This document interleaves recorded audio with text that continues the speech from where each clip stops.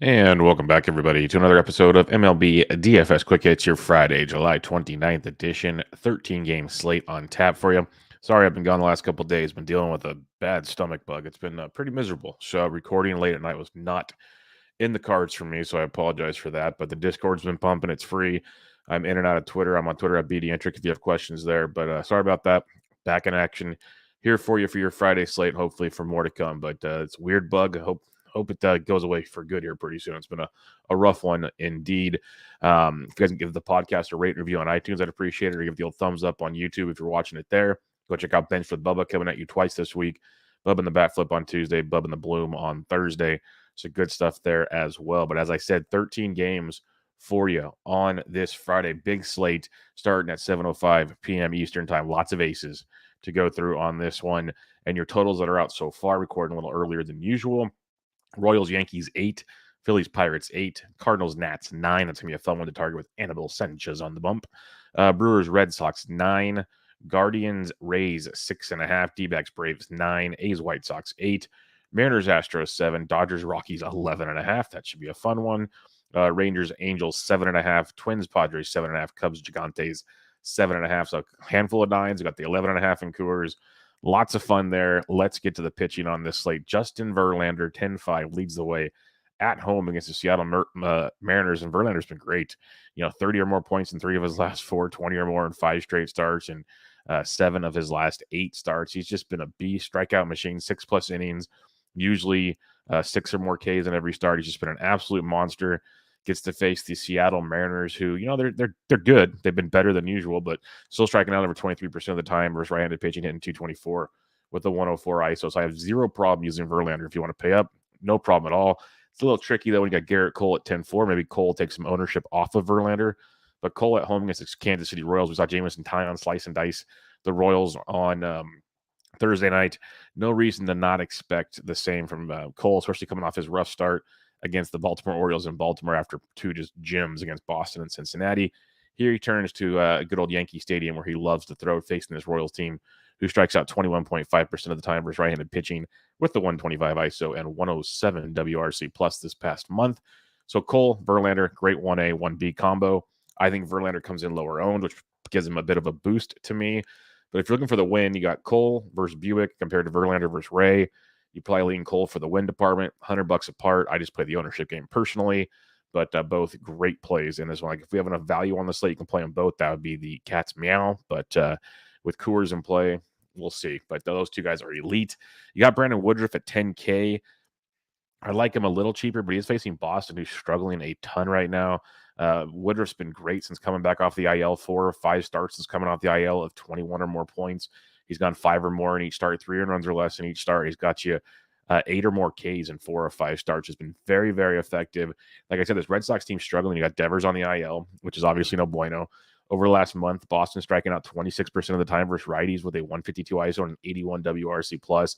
Bogarts hit a 3-run dong on Thursday. That kind of helped them. Other than that, there wasn't a whole lot going on with that offense. So Woody will be your contrarian play because if people are paying up, they're going Cole, they're going Verlander.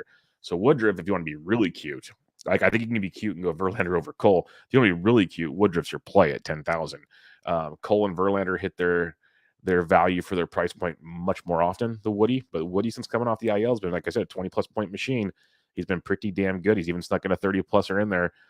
Boston's offense is better than Kansas City, kind of usually better than Seattle, but no Devers does take them back a bit. So Woodruff is very intriguing at 10,000. Definite pivot. Like in large-scale tournaments, you can pivot off of Cole and Verlander with Woody in a heartbeat. In the smaller tournaments, you can go Verlander over Cole or even Cole and be different elsewhere and probably be okay. But Woodruff is a very intriguing option at that price point. You got Alek Manoah at $9,400 if you just want to say screw the 10K range. Treat this like golf. I'm just going straight to the 9K. You got Manoah, who's coming off 3 straight 22-plus point performances, 6 innings or more, 2 earned runs or less, 6 or more Ks in all 3 of those starts at Boston, homers, Kansas City, at the Seattle Mariners. Now you get a Detroit offense that got shut down by Kikuchi, of all people, on Thursday, and they're striking out 25% of the time versus right-handed pitching with a 101 ISO, 212 average, 66 WRC plus. So if you just want to say screw the 10K range, Alek Manoah at 94 is quite intriguing in this situation. Very much an interesting play. Robbie Ray can be contrarian at 93. Houston's offense is very good, but Ray has been pitching pretty well also. But Houston only striking out 19.6% of the time versus lefties this past month. 103 WRC plus. They're not running the world, but they do have a 182 ISO, so some nice pop versus left-handed pitching. Ray's been good. I'd just rather go Manoah at 94 if I got to pick between the two. Shane Bieber is down to $8,900 at the Tampa Bay Rays. Bieber's coming off a rough one against the Chicago White Sox. Prior to that, 9 innings against the White Sox was great. Struggled at Detroit. It's been a road thing.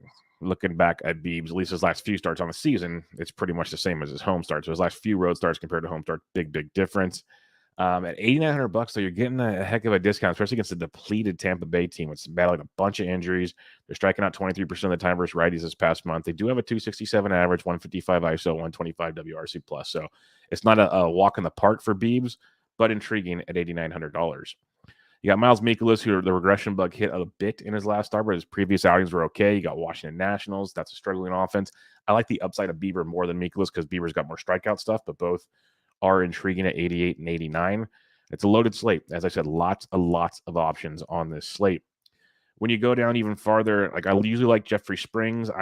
He's not going deep. He doesn't even get through 5 very often anymore, which really hinders things when it talks to taking a pitcher here for DFS purposes. And plus he's facing Cleveland, they do strike out 23% of the time versus lefties, and with a .086 ISO and 77 WRC plus.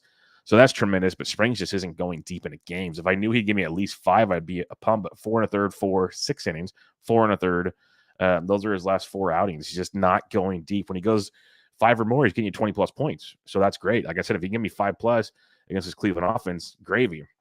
So in large field tournaments, I can see the appeal. Smaller tournaments, cash games, I'm probably just fading Jeffrey Springs. There is upside. I get it. But the fact he's not going deep into games makes him very, very risky on this slate. Patrick Sandoval was pitching well till his last 2 starts, so we're just going to kind of skip on that one for now. But a few other options. Jose Quintana at 69. I'm just going to say this. He's at home against Philadelphia. Philadelphia just went to Pound Town on Thursday night. Quintana's coming off a 7 shutout against the Marlins. Struggled at Colorado. Struggled at Milwaukee. Great at home against the Yankees. He's been very, very good at home this season.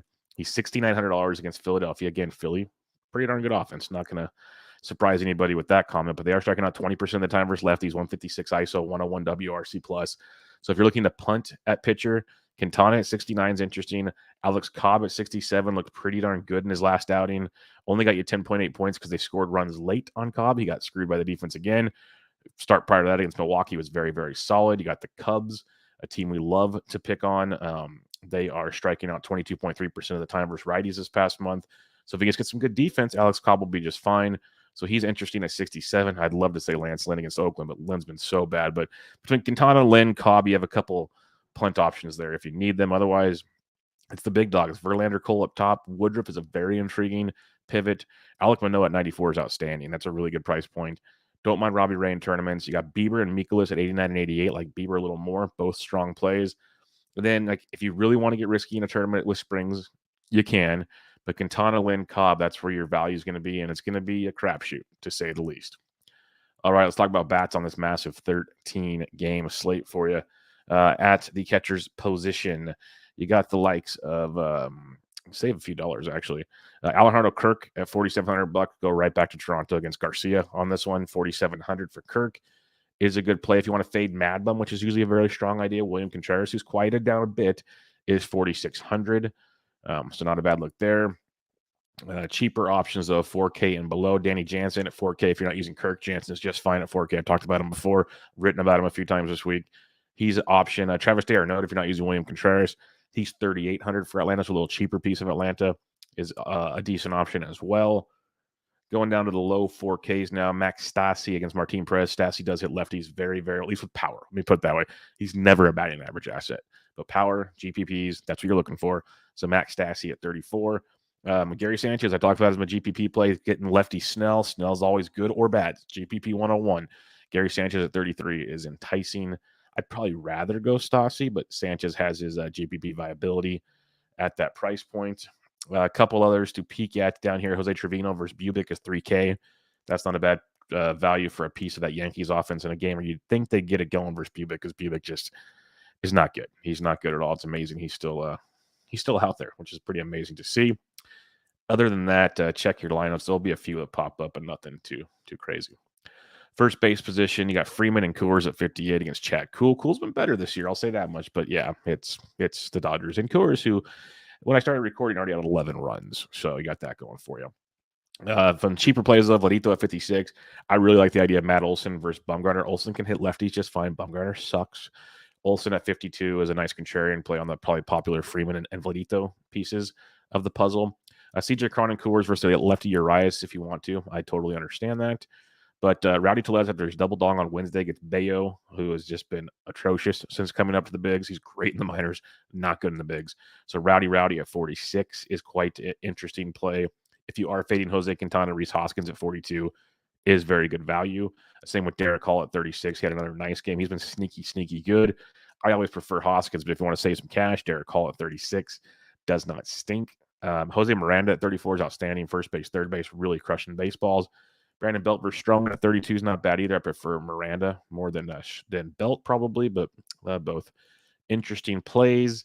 Going below 3K though, if Seth Brown is back from paternity list, which he should be, he's 2,900 versus Lynn, and lefties have been crushing Lance Lynn, so that could be an extreme value with Seth Brown at 2,900, especially only in GPPs though. Please do not use him in cash.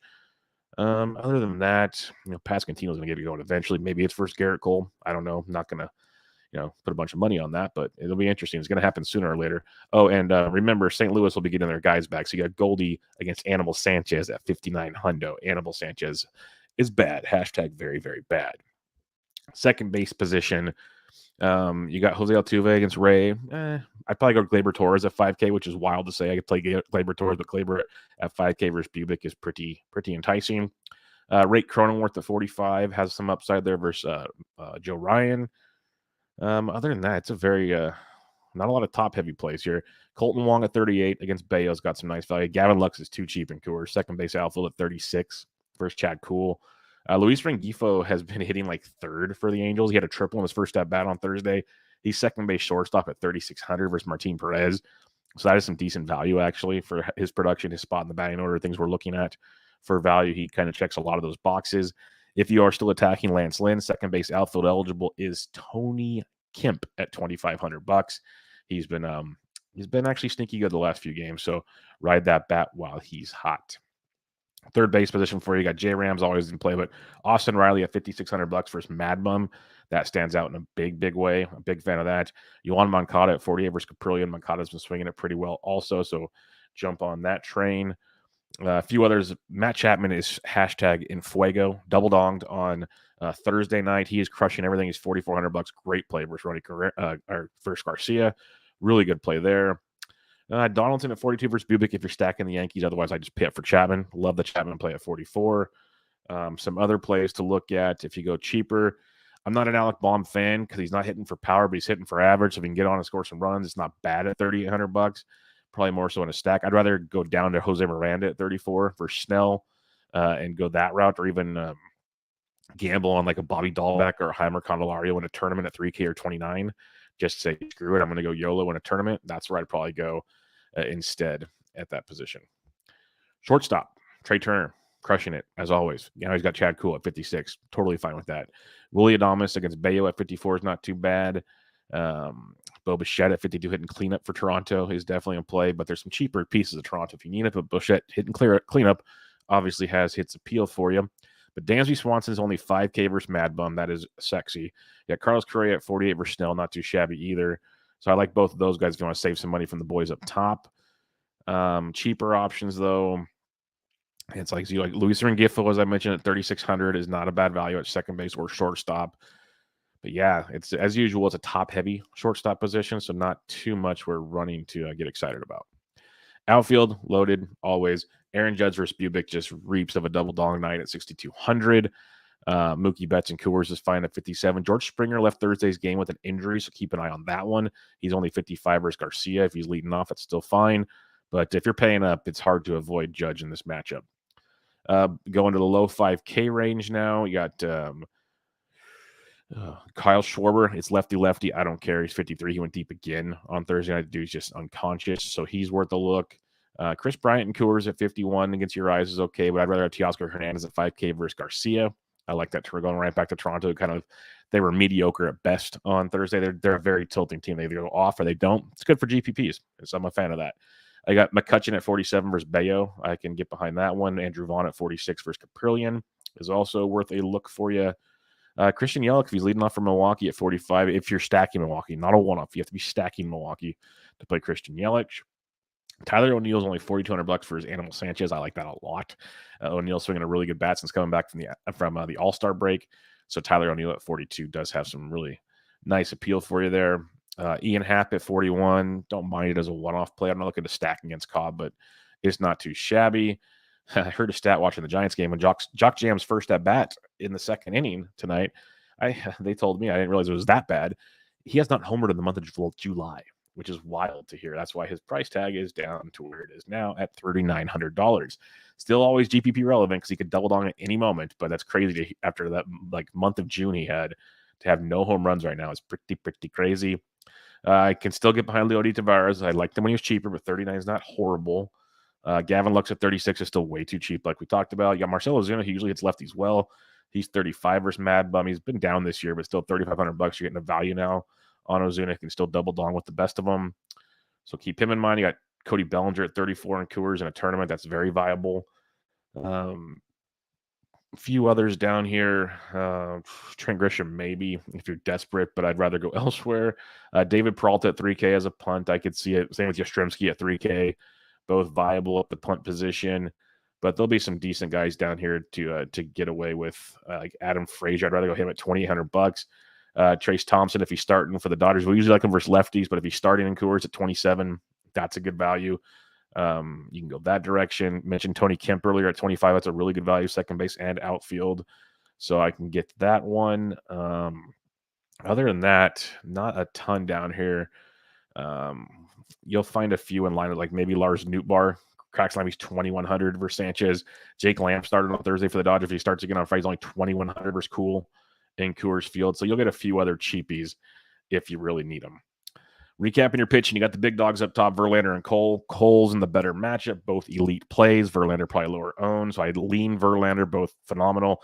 If you want to be very contrarian off the 2 and still pay up, Brandon Woodruff at 10,000 is outstanding. So I'm a fan of that. Alek Manoah at 94 might be the best price point. You're getting a big-time savings here in a great matchup versus Detroit. So I like Manoah a lot at $9,400. Bieber and Mikolas in the middle. I prefer Bieber over Mikolas. Both could be in play for you. I like Jeffrey Springs in large field tournaments. Just he doesn't go deep enough. If he gives 5 innings, he's going to pay out that price point. It's just a question of big if these days. And then if you're punting, it's going to come down to Quintana, Lynn, and Cobb. I go Cobb, Quintana, Lynn in that order. All have arguments for the good. All have arguments for the bad. So it's going to be a tricky one there. Watch the lineups. Maybe watch the weather. Like there's chances of rain in Washington, which we always love the Washington people calling games the way they do. But if that game plays, St. Louis stacked up against Anibal Sanchez is outstanding with Goldie coming back, Arenado coming back, O'Neill swinging it well and affordable. Lots of ways to go there with the St. Louis Cardinals bats. I don't mind Philadelphia versus Quintana. Not one of my top stacks on a slate of this magnitude, but it's definitely in play. The Yankees versus Bubik is awesome. I like Toronto a ton versus Garcia. Those are expensive but good stacks. Milwaukee versus Bayo is very interesting because Bayo's just been so bad. So, and Milwaukee will probably get overlooked, I think, with some of these other big options out there. Love Atlanta versus Bumgarner, one of my favorite stacks right there. White Sox are intriguing. They've been so bad, but I don't mind them versus Caprillion. There's other options on the slate, though. Dodgers versus Cool. Yeah, you can go there for sure. The Angels, if they're as consistent, would be awesome versus Martin Perez, but they're just not.